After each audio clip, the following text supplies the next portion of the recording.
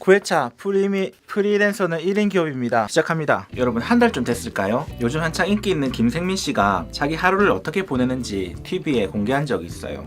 보다 보니까 느낀 게, 김생민 씨 프리랜서구나. 아니, 계약 방식이 어떻게 되는지 모르겠지만 저 사람의 삶은 프리랜서의 삶이다. 그런 생각이 들었습니다. 그 사람은 자동차를 타고 가면서 작가와 스케줄 조정을 해요. 이렇게. 그리고 방송국에 일찍 가서 얼굴을 내비치면서 알리고, 그리고 한없이 기다려요. 그리고 부르면 가서 열심히 일을 하죠. 기억나는 게, 방송이 없을 때도 그 사람은 방송국에 간답니다. 이렇게 기웃거린데요. 얼굴이 잊혀지면 안 되니까 그렇게 한다고 하더라고요. 한편 이건 좀 다른 얘기인데요. 얼마 전에 라디오스타의 시스타 소유가 나온 적이 있습니다. 그분이 이제 솔로로 전향을 하셨더라고요. 그래서 솔로로 활동하는데 제일 힘든 점이 뭡니까? MC들이 질문했어요. 그러니까 소유 씨가 하는 말이, 이전에는 여러 가지 것들을 멤버들하고 나눠서 판단을 했는데 지금은 혼자 결정을 하는 게 좀 어렵다. 그리고 작은 거, 액세서리 하나까지도 다 자기가 컨펌 결정해야 하는 것들이 어렵다고 말하더라고요. 딱 프리랜서의 삶이 그래요. 1인 체제로 돌리면 그런 어려움들이 있어요. 혹시 프리랜서를 희망하시는 분들이 계시다면 계속 봐주세요. 프리랜서는 1인 기업이라는 생각을 계속 하면서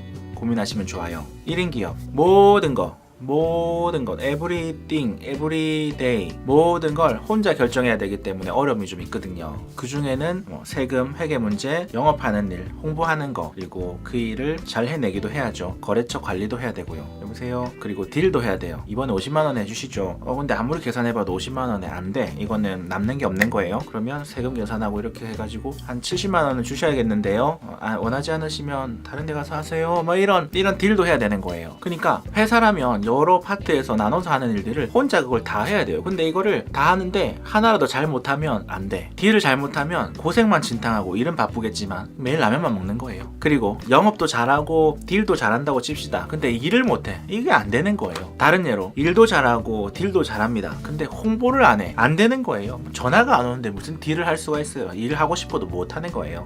저의 경우에는 새로운 사람들하고 전화 통화하는 게 좀 어려워요. 그리고 무리한 부탁이 들어와도 거절을 잘 못해가지고 하게 되는 경우들이 종종 있어요. 그래서 저는 1인 체제로 프리랜서 활동을 하는 거는 어울리지 않는 사람이에요. 그래서 현재 어떻게 일을 하고 있냐면, 제가 할 수 있는 부분들은 제가 하고, 제가 못하는 부분들은 다른 한 분이 맡아서 해주세요. 그래서 둘이서 개인 사업자를 내서 일을 하고 있습니다. 프리랜서이기도 하고 회사 같기도 하고 이렇게 반반 섞여 있는 구조로 일을 하고 있어요. 근데 저 같은 사람 말고, 나는 사람들하고 전화 통화도 잘할 수 있고 딜도 할 수 있고 세금 회계 숫자 다루는 것도 어렵지 않고 디자인도 잘한다, 또 거래처 관리도 잘한다, 그러면 혼자 하시면 돼요. 혼자 하시면 그 많은 돈을 혼자 가지겠죠. 그런 분들에게는 꼭 1인 체제의 프리랜서를 권해드려요. 뭐가 낫다 이런 개념이 아니고요. 제가 느끼기에 프리랜서가 좋은 점은 이런 거 있어요.